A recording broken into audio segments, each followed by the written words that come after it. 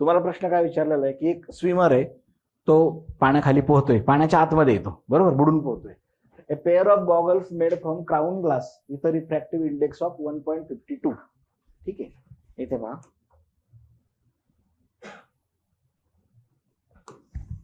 ठीक आहे, त्याने जो चष्मा घातलेला आहे नाही का, त्याची रिफ्रॅक्टिव्ह इंडेक्स किती आहे? 1.52 आहे, बरोबर आहे. Calculate the relative refractive index of crown glass with respect to water.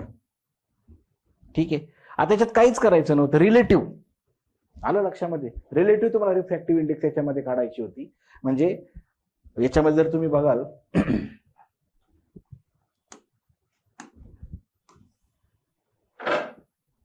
हे पहा इथे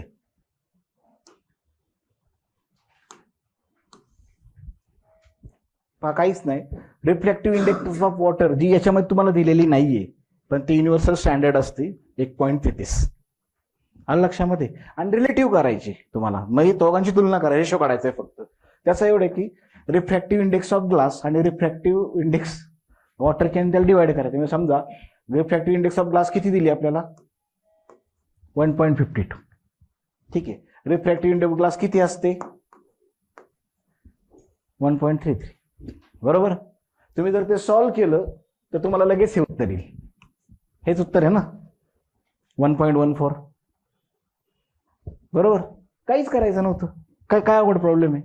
फक्त ग्लान्स जरी करून गेलं असतं की रिफ्रॅक्टिव्ह इंडेक्सचा फॉर्म्युला काय असतो, रिलेटिव्ह रिफ्रॅक्टिव्ह इंडेक्स कशी कॅल्क्युलेट करतात, आणि एक प्रॉब्लेम वाचा, फक्त 1-2 प्रॉब्लेम वाचा आणि एक सॉल्व्ह करायला घ्या. ह्या एक्झरसाइजला हार्डली अर्धा तास लागेल. आणि जर तुम्ही पाठीमागचे क्वेश्चन पेपर बघाल 8-10 वर्षाचे, तर जे प्रॉब्लेम्स आलेत फिजिक्समध्ये किंवा केमिस्ट्रीमध्ये, तुमच्या लक्षात येईल की ठराविक चॅप्टर मधनच आलेले आहेत ते, आणि ठराविक गोष्टींच त्यांनी विचारलेले आहेत. त्यामुळे तेवढं जरी करून गेलं, बरोबर, तरी सुद्धा तुम्हाला 2 प्रॉब्लेम तिथे सॉल्व्ह होतील. कारण बरीच मुलं हे सोडून देतात हे प्रश्न, पण तिथं तुम्हाला लीड मिळू शकतं पटकन. कारण जेवढा कट ऑफ जेव्हा क्लिअर करायचा असतो, तेव्हा असा ह्या गोष्टी पण आपल्याला हे करून जायच्या असतात, प्रिपेअर करून जायच्या असतात. आलं लक्षामध्ये.